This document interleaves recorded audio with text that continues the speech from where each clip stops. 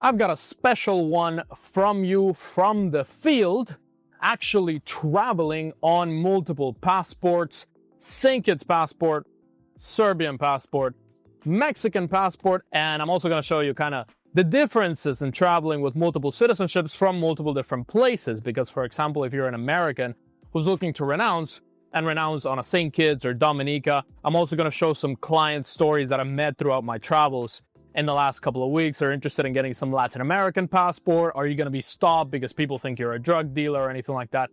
Let's find out directly from me. Over the last couple of weeks, I've been traveling through many countries, specifically in Asia.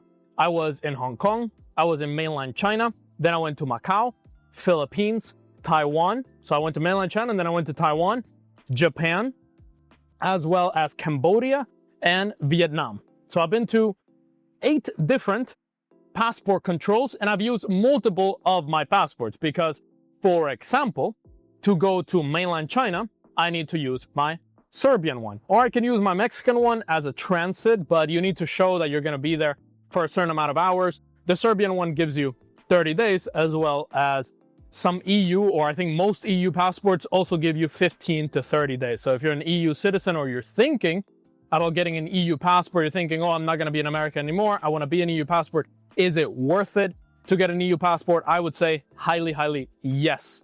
It's worth it because they don't really care. They see European Union, they see that it's a developed country, they see you don't need a visa, and it's very smooth to travel on one of these. So if you're thinking, should I get an EU passport or not?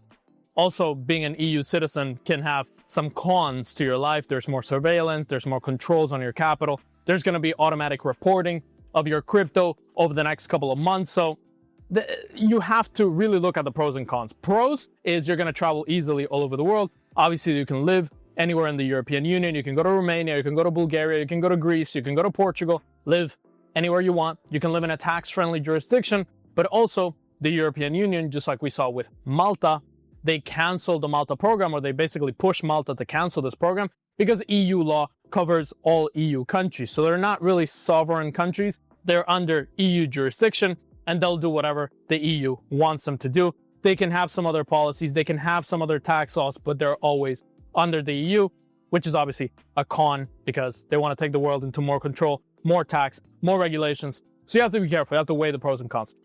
So, for example, I traveled with my Serbian to China. I was also in Cambodia, in Vietnam. I had to get e-visas for these countries. Overall, extremely smooth experience.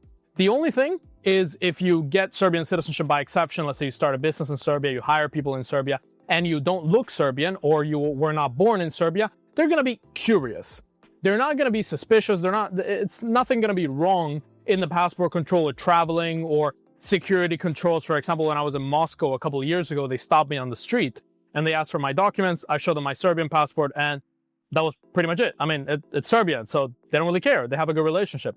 So when it comes to being born in a different country, they're just going to be curious. They're going to say, because in my passport it says I was born in Puerto Rico, which I was born a US citizen, I renounced my US citizenship. They basically asked me like, where did you grow up? You didn't grow up in Serbia, right? And I said, no, I grew up in the USA, but I canceled my US citizenship and I have Serbia. And they're like, okay, great.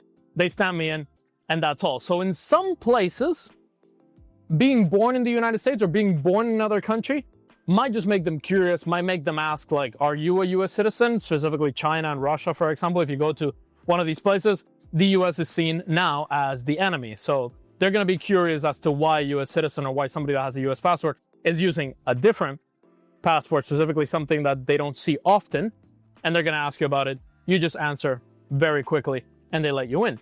And also when I went back to China, because I went to Shenzhen and then I went to Hong Kong and then I went to Shanghai, I recommend you to check out Shanghai. It's a massive city, sprawling, giant city, just people and people and people. I recommend you to see that. It's a bit overwhelming. The culture shock is pretty strong. Nobody really speaks English, to be completely honest with you, but I do still recommend you to go there. The only thing they asked me, and also they asked this one, is what are you doing here? I said tourism, and that was pretty much it on both of them, because now EU citizens don't need a visa to go to China. Really no questions at all. And if you want to get any type of citizenship by investment, by donation, by descent, by exception, make sure to click the link in the description, book a one-on-one call with us, and we are very happy to help you. Now, Because I also wanted to go to Taiwan, I had to use this one, St. Kitts passport, because St. Kitts has diplomatic relations with Taiwan. We don't need a visa to go to Taiwan, and it was super smooth. I entered and really no questions asked. They were curious about what country this was. So I remember the lady looking at the front page and thinking, oh, what country is this? Like she never really seen this passport. She hasn't seen it in a long time. And she was just very curious about why I was using this particular passport. And then she stamped me in because you don't need a visa. And that's one of the big lessons from all this travels and all using multiple passports and shifting between multiple passports is that most countries around the world don't care. As long as you don't need a visa, you don't look suspicious, you don't act suspicious. And in some cases, I've been told that if you were born in, let's say, a risky country, let's say you were born in Pakistan, nothing against the Pakistanis. A lot of people comment, oh, you're a racist, you hate a specific country. No, I'm just telling you the truth. A lot of countries don't like Pakistanis. They see them as a security risk. So if you were born in Pakistan and you have some other passport like a St. Kitts, they might be a little bit risky about it. They might be a little bit curious as to why Pakistani has a different passport and why it's visiting visa free to this country. So they might ask you a couple more questions because they're curious. They never seen a St. Kitts passport. And I've been to over 25 countries with this passport in the last 4 years that I've had it, and I've never had any issues. The only country that stands out is Brazil, where they didn't believe it was a country. They didn't believe that I didn't need a visa to enter Brazil. And it's kind of funny because Brazil is actually the closest country to St. Kitts that I had any problems. I've been to South Korea, I've been to Russia, I've been to multiple countries in Asia, I've been to Taiwan, as I mentioned, I've been to Europe, the Schengen area multiple times, I've been to the UK multiple times, and they never had an issue with a St. Kitts passport. As well as Mexico. If you're thinking about getting some sort of Latin American passport, for example, maybe give birth in Mexico, in 2 years naturalized, maybe get Argentina citizenship. So obviously a Mexican and Argentina would kind of be on the same level. And I've heard from specifically Colombian people, I've talked to a couple Colombian people, and when they travel on their Colombian passport, a lot of border guards tend to be suspicious. I don't know why, maybe it's their particular experience, but they tend to check you more. Then they do extra security check just because Colombia has a bad reputation around the world. I'm not saying every Colombian, maybe you're Colombian and you've never had a single question and you've traveled to over 100 countries and you've never had issues, but I've heard from some people just because they have that history of Pablo Escobar and all this, Medellin cartel and all of that. So you might have issues there, but on a Mexican, because Mexico obviously is very famous for its cartels, for its crime, for its trafficking, for all of that, I've never had issues. I've never been asked any questions. I also have residency in Europe, so that helps. And I have so many different stamps and I have so many long-term visas on this passport. For example, I have a 1-year visa from another European country. I have multiple different stamps from countries like Japan, where I am right now. And I received my landing permission here in Japan for 90 days. No questions asked, literally no questions asked. I just landed there. I gave them this one and I gave them this one, obviously for 2 people. They literally had no questions. They just looked at the passport, put it there. You don't need a visa, great, stamped, or actually they put a sticker on it, and that was literally it.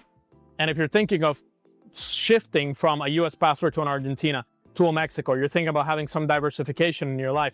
Maybe you are an EU citizen who's afraid of the EU. We help people with different reasons around the world. Maybe you're an EU citizen who wants to be a Latin American citizen for some diversification because the EU isn't safe for you specifically, or maybe you have some sort of third world country passport and you want to get some sort of EU passport to improve your travel freedom. That's what we're looking for here. We're looking for different cases on why you need a second citizenship. So overall, most countries around the world, specifically in Asia, in my experience, and also I've traveled extensively through Latin America. I've traveled to Africa, multiple countries in Africa, although I haven't been to the tricky African countries, the one when you need a strong visa. For example, right now, I need a visa. It's technically an electronic visa, but I need a visa to South Africa.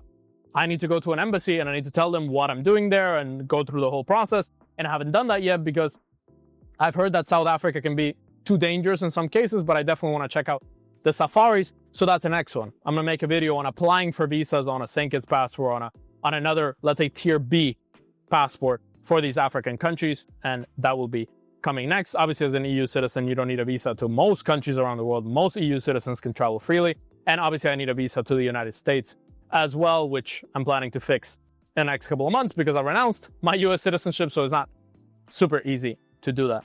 Most countries around the world, they're not going to care. They're just going to see, do you need a visa or not? Do you look suspicious or not?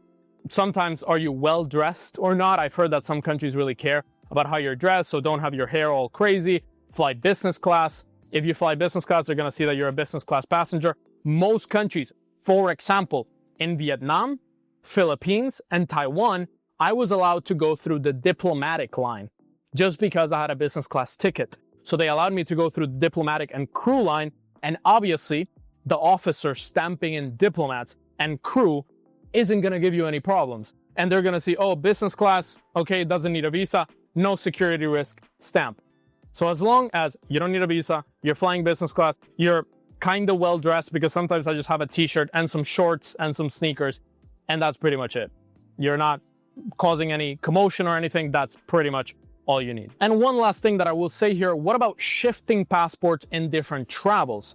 So for example, I was traveling from Vietnam to Taiwan, and to Vietnam, I went on this one, and to Taiwan, I went on this one. So I was really shifting between different passports. What you need to know is that the passport that you use to enter a country is the same passport that you use to leave the country. So when you go to the check-in area, you go with the passport that you're going to use to enter the next country. So I was entering Taiwan, so I showed the St. Kitts passport on the check-in to get my boarding pass, because that's the one I'm going to use to enter the country. But then I was exiting Vietnam, and I entered Vietnam on the Serbian. So what I need to do, I need to use the same one that I entered. So I need to shift the passport. I need to show this one a check-in, and then I need to take this one and put this one on the immigration to leave Vietnam, and then I need to shift them again to use the St. Kitts passport. It's pretty easy. You do it a couple of times. I've met some people that, for example, got citizenship by descent, got some citizenship from a grandparent, got citizenship by investment. They don't know how to shift them. Just make sure the country you enter and the country you, or the passport you use to enter and leave a specific country is the same one. And yes, you can shift them. I've been asked for all my passports multiple times. And that's also why I don't recommend to change your name in any of your passports. Be very careful changing your name through any programs that tell you, oh yeah, you can get a new surname, you can get a new date of birth, no problem. In Singapore, for example, because some countries don't allow you to have 4 names. I have 4 names. Most Latinos have 4 names, 2 first names and 2 last names. In some countries, for example, they don't allow you to have 4 names. So you have 3. So you need to drop either your second last name or your first or your second first name. So you need to drop one of the 4 essentially and have a maximum of 3 names. And in Singapore, they checked both and they asked me, why is there a name change? Why is there a name discrepancy? And I had to actually explain it. So imagine going through one of these shady programs, going through one of these 20K Romania passports that allow you to change your name and your place of birth. Imagine they ask you for both of your passports, and then you're screwed because you have a different place of birth, you have a different date of birth, you have a different name. I would not recommend you to do any of this shady stuff. Just go clean citizenship by investment, citizenship by donation, citizenship by exception, clean citizenship by exception, properly done citizenship by descent, citizenship by living in a place, and actually applying for naturalization. That is all that we recommend. If you're thinking about getting a second citizenship to protect your assets, improve your travel freedom, protect your family, check out this video right here on how to choose your perfect passport, how I choose the countries where I become a citizen, how I choose the different programs that I go through so you can have exactly the program that you and your family need. Check it out right here.